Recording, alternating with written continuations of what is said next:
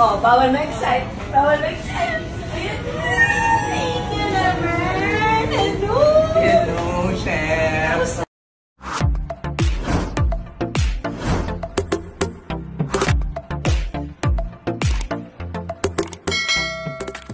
Aktres na si Judy Ann Santos na sorpresa sa pagdalaw sa kanyang restaurant ng isa sa malapit at matalik niyang kaibigan sa showbiz na si Angelica Panganiban, tila napasigaw at napatili pa nga sa pagkagulat at pagkatuwa si Judy Ann Santos matapos makita ang kanyang kaibigan na si Angelica Panganiban na binisita at dinalaw siya sa kanyang Angry Dobo Resto. Biglaan nga ang naging pag-surprise na ito ni Angelica kay Juday kaya naman hindi napigilan ng dalawa ang magyakapan ng mahigpit sa sobrang tuwa at saya sa kanilang muling pagkikita at pagsasama. Sa iilang videos na naibahagi ay makikita pa na talagang sobrang namiss ng dalawa ang isa't isa kung saan ay napuno ng kwentuhan at tawanan ang kanilang muling pagkikita.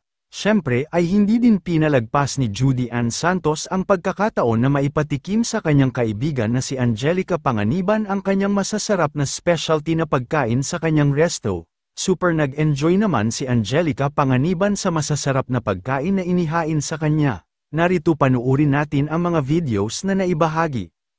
Madami pa kayo? Oh, bawal ma-excite. Bawal ma-excite. Ayan na. Thank you naman. Hello. Hello, Chef. Oh my God. Pwede nyo ipalaman ang calamansi curd, longganisa cream cheese or bacon chili siya. Sesame seed cracker, with pwede nyo rin samahan ng bone marrow butter, chicken liver paiti, with pickled mangoes and microgreens. This is pinaka-most overpuffed dish. Natandaan mo? Ang sarap. Hindi mo nasabi, ang sarap. Tikman natin yan. Thank you. Nahilo ko dun si... Our son, nag-football siya today, Xavier Cup football. So, as part of the Stallions team, nag-champion sila doon sa Xavier Cup.